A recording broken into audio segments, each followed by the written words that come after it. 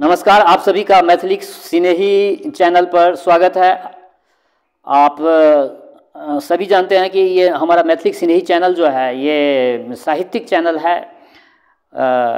इसमें अधिकांश रचना मैंने मैथिली साहित्य का रचना मैंने अभी तक रखा है और कुछ हिंदी का भी साहित्य पीछे मैंने इसमें रखा। मुंशी प्रेमचंद जी का मेरा ये प्रयास है कि हिंदी साहित्य में भी जो कालजयी रचनाकार हैं उनका रचना मैं अपने पटल पर मैं रखूँगा। आप लोगों की प्रतिक्रिया मिल रही है, मुझे अच्छा लग रहा है। आप लोग ऐसे ही अपने प्रतिक्रिया से मुझे अवगत कराते रहें। तो आप लोगों को पता है कि अभी मैं मुंशी प्रेमचंद जी का एक कालजयी नावल है निर्मला का एक एपिसोड मैंने इससे पहले रखा था। निर्मला का आज मैं दूसरा एपिसोड रखने जा रहा हूँ। आग्रह ये, अगर कोई व्यक्ति नए हो हमारे चैनल में पहले बार आए हैं तो आप हमारे चैनल को सब्सक्राइब कर लीजिए। इसमें साहित्यिक हर विधा आप लोगों को देखने को मिलेगा। और मेरा ये प्रयास रहता है कि हिंदी साहित्य मैथिली साहित्य के जितने भी लब्ध प्रतिष्ठित कालजयी रचनाकार हैं उनका रचना मैं अपने चैनल पर रखता हूं। तो लीजिए आज का ये नया दूसरा एपिसोड, निर्मला का दूसरा एपिसोड आप लोगों के समक्ष। बाबू उदय भानुलाल का मकान बाजार में बना हुआ है। बरामदे में सुनार के हथौड़े और कमरे में दर्जी की सुइयां चल रही है। सामने नीम के नीचे बढ़ई चारपाइयां बना रहा है। खपड़ेल में हलवाई के लिए भट्ठा खोदा जा रहा है।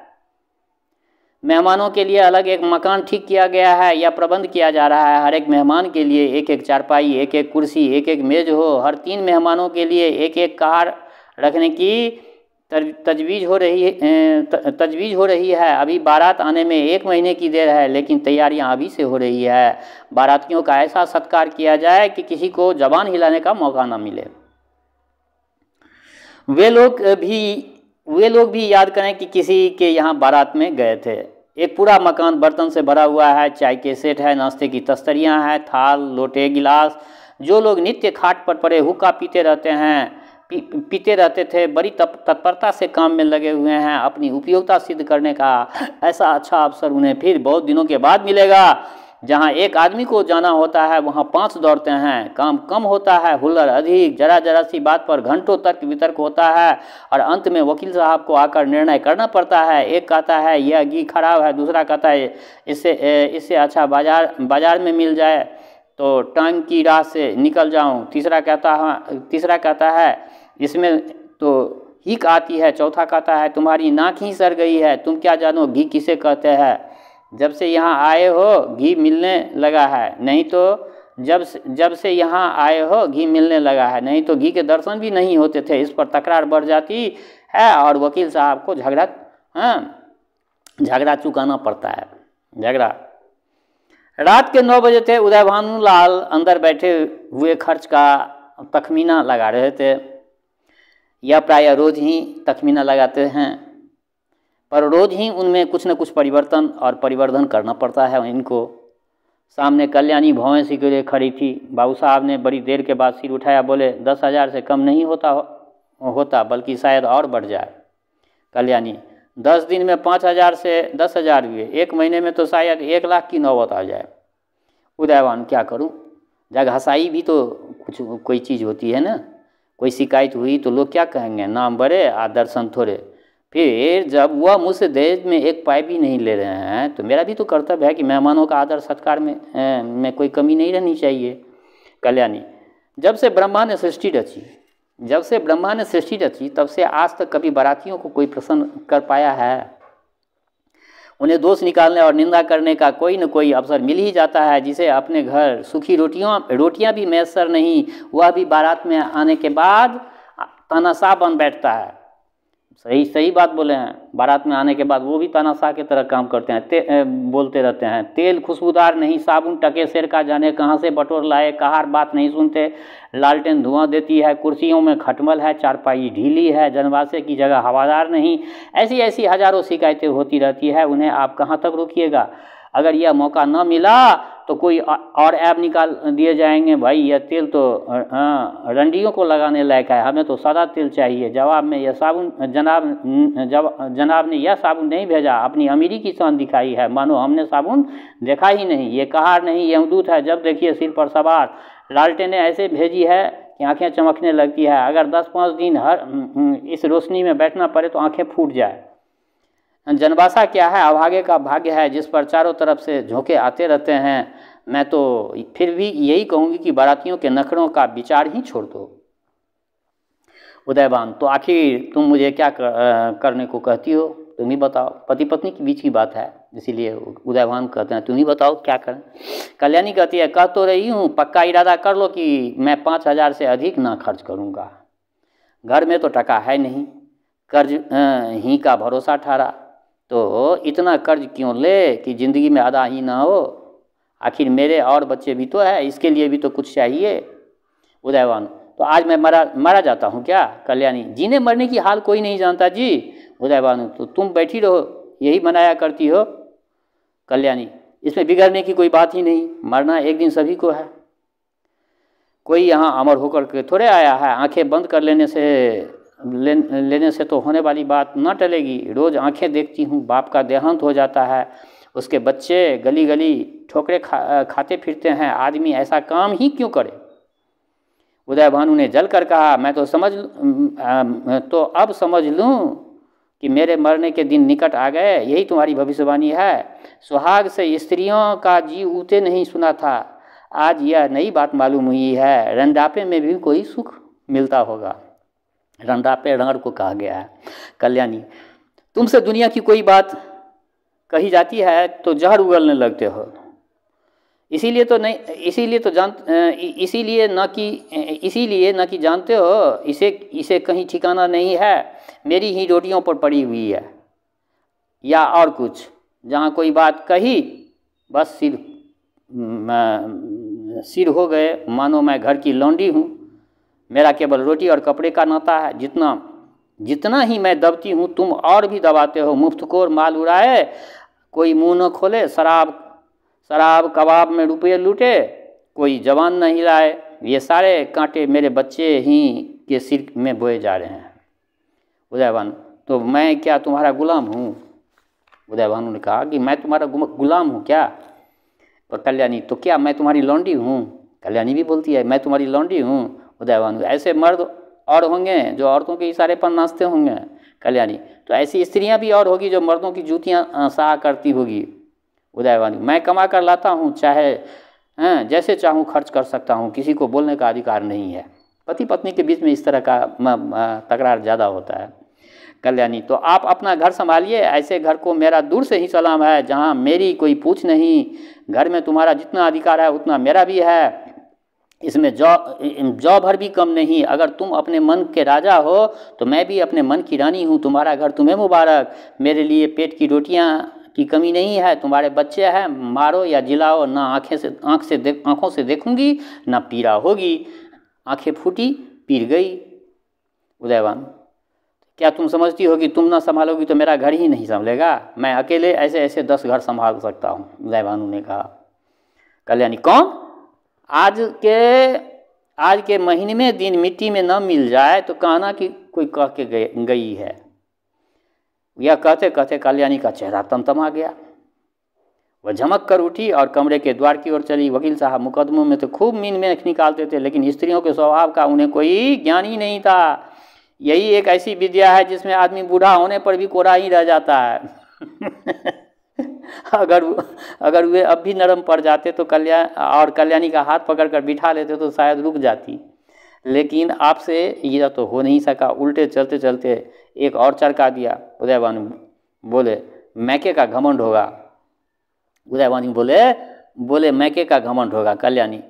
कल्याणी ने द्वार पर रुककर पति की ओर लाल लाल नेत्रों से देखा और विफर कर बोली, मैके वाले मेरे तकदीर के साथी नहीं है, और न मैं इतनी नीच हूँ कि उनकी रोटियों पर जा पड़ूं। उदयभानु, तब कहाँ जा रही हो? कल्याणी, तुम यह पूछने वाले कौन होते हो? ईश्वर की सृष्टि में असंख्य प्राणियों के लिए जगह है, क्या मेरे लिए जगह नहीं होगा? यह कहकर कल्याणी कमरे से बाहर निकल गई। आंगन में आकर उसने एक बार आकाश की ओर देखा, मानो तारागण को साक्षी दे रही है और इस घर में कितनी निर्दयता से निकाली जा रही है। कल्याणी, रात के 11 बज रहे थे। घर में सन्नाटा छा गया था। दोनों बेटों की चारपाई उसी के कमरे में रहती थी।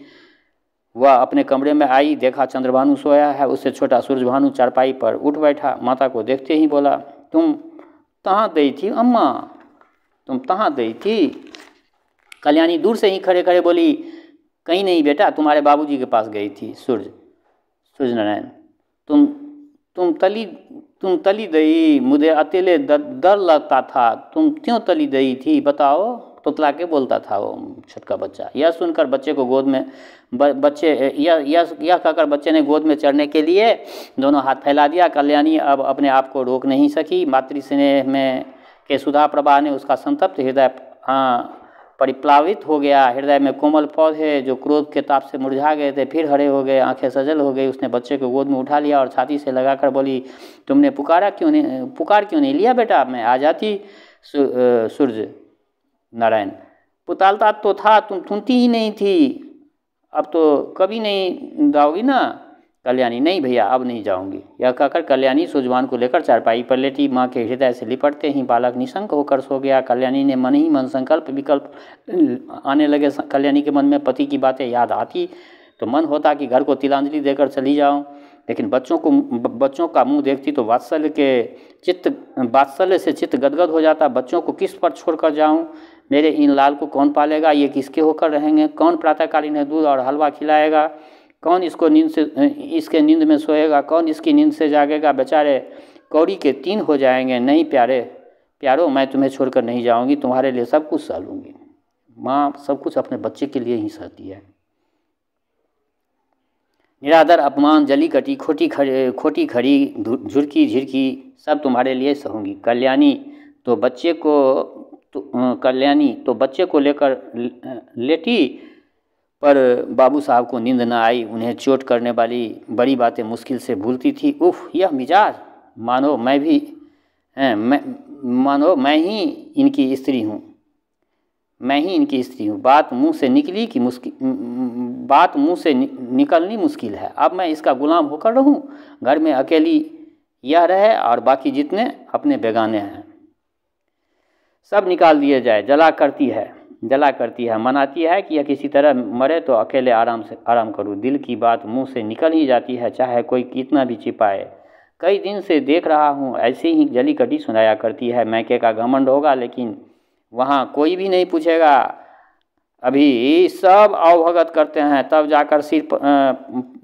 जब जाकर सिर पर जाएंगी आटे दाल का भाव मालूम हो जाएगा। रोती हुई आएगी, बाहर घमंड। सोचती है मैं ही गृहस्थी चलाती हूँ। अभी 4 दिन को कहीं चला जाऊँ तो मालूम हो जाएगा कि सारी सेखी किरकिरी हो जाएगी। एक बार इसका घमंड तोड़ ही दूँ, जरा वैधव्य का मजा भी चखा दूँ। न जाने इनकी हिम्मत कैसे पड़ती है ये सब बात बोलने का। मुझे यूं कोसने लगती है। मालूम होता है कि प्रेम इन्हें छू नहीं गया, या समझती है घर में इतना चिमटा हुआ है कि इसे चाहूँ जितना कोसू टलने का नाम नहीं लेगा। यही बात है। पर यहाँ संसार से चिमटने वाला जीव नहीं है। जहन्नुम में जाए यह घर, जहाँ ऐसे प्राणियों से पाला पड़े तो घर है या नरक है? वो घर नहीं होता है। आदमी बाहर से थका मांदा आता है तो उसे घर में आराम मिलता है। यहाँ आराम के बदले कोसने सुनने पड़ते हैं। मेरी मृत्यु के लिए व्रत रखे जाते हैं।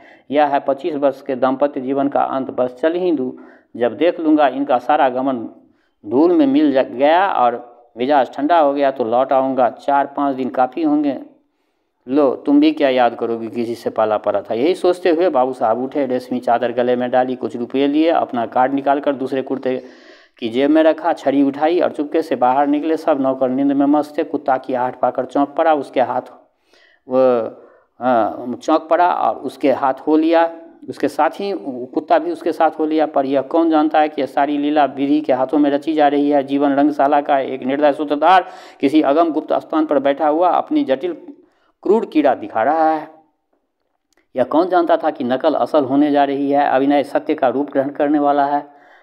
निशा ने इंदु को परास्त करके अपना साम्राज्य स्थापित कर लिया था। उसकी पैशाचिक सेना ने प्रकृति पर आतंक जमा रखा था। सद्वृत्तियाँ मुँह छिपाए खड़ी थी और कुवृत्तियाँ विजय गर्व से इठलाती फिरती थी। मन में वन्य जंतु शिकार की खोज में विचर रहे थे और नगरों में नरपिशाच गलियों में मंडराते फिरते थे। बाबू उदयभान लाल लपके लपके हुए गंगा की ओर चले जा रहे थे। उन्होंने अपना कुर्ता घाट के किनारे रखकर 5 दिन के लिए मिर्ज़ापुर चले जाने का निश्चय किया था। उनके कपड़े देखकर लोगों को डूब जाने का विश्वास हो जाएगा। कार्ड कुर्ते की जेब में था, पता लगाने में कोई दिक्कत नहीं हो सकती। दम के दम में सारे शहर में खबर मशहूर हो जाएगी। 8 बजते बजते तो मेरे द्वार पर सारा शहर जमा हो जाएगा, तब देखूं देवी जी क्या करती है। यही सोचते हुए बाबू साहब गलियों में चले जा रहे थे। सासा उन्हें अपने पीछे किसी दूसरे आदमी के आने की आहट मिली। समझे कोई होगा, आगे बढ़े, लेकिन जिस गली में वो मुड़ते उसी तरफ वो आदमी मुड़ता था। तब बाबू साहब को आशंका हुई कि आदमी मेरा पीछा कर रहा है। ऐसा आभास हुआ कि इसकी नीयत साफ नहीं है। उन्होंने तुरंत जेबी लालटेन निकाली और उसके प्रकाश में उस आदमी को देखा। एक बलिष्ठ मनुष्य कंधे पर लाठी रखे चले आता था। बाबू साहब उसे देखते ही चौंक पड़े। यह शहर का छटा हुआ बदमाश था। 3 साल पहले उस पर डाके का अभियोग चला था। उदय भानु ने उस मुकदमे में सरकार की ओर से पैरवी की थी और बदमाश को 3 साल की सज़ा दिलाई थी।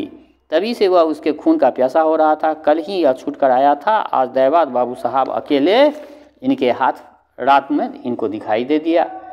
उसने सोचा कि यह इनके दांव चुकाने का अच्छा मौका है। ऐसा मौका शायद ही कभी मिले। तुरंत पीछे हो लिया और पार करने की घात में ही था कि बाबू साहब ने जेबी लालटेन जलाई। बदमाश जरा ठिठक कर बोला, क्यों बाबूजी, पहचानते हो? मैं हूँ मतई। बाबू साहब ने डपट कर कहा, तुम मेरे पीछे क्यों आ रहे हो? मतई, क्यों? किसी का रास्ता चलने में मनाही है क्या? यह गली तुम्हारे बाप की है? बाबू साहब जवानी में कुश्ती लड़े थे। अब हिष्ट पुष्ट आदमी वो था, दिल के भी कच्चे न है। छड़ी संभाल कर बोले, अभी शायद मन नहीं भरा है, अब की 7 साल जाओगे? बताइए, मैं 7 साल जाऊं या 14 साल, पर तुम्हें जीता नहीं छोड़ूंगा। हाँ, अगर तुम मेरे पैरों पर गिरकर कसम खाओ कि अब किसी को सजा नहीं कराऊंगा तो मैं तुझे छोड़ दूंगा। बोलो, मंजूर है उदय भानु? तेरी सामत तो नहीं आई है रे। बताइए, सामत मेरी नहीं है, तुम्हारी आई है। बोलो, खाते हो कसम? 1। उदय भानु, तुम हटते हो कि पुलिसमैन को बुलाऊं? मतई 2। उदय भानु गरज कर, हट जा बदमाश सामने से। मतई 3। मुंह से 3 शब्द निकलते ही बाबू साहब के सिर पर लाठी का ऐसा तुला हुआ हाथ पड़ा कि अचेत होकर जमीन पर गिर पड़े। मुंह से केवल इतना ही निकला, हाय, मार डाला। मतई ने समीप जाकर देखा तो सिर फट गया था, खून की धार निकल रही थी। नारी का कहीं पता नहीं था। समझ गया कि काम तमाम हो गया। उसने कलाई से सोने की घड़ी खोल ली, कुर्ते से सोने के बटन निकाल लिए, उंगली से अंगूठी उतारी और अपनी राह चला गया मानो कुछ हुआ ही नहीं। हाँ, इतनी दया की कि रास्ते से घसीट कर किनारे डाल दी। बेचारे, हाय बेचारे, क्या सोच कर चले थे, क्या हो गया? जीवन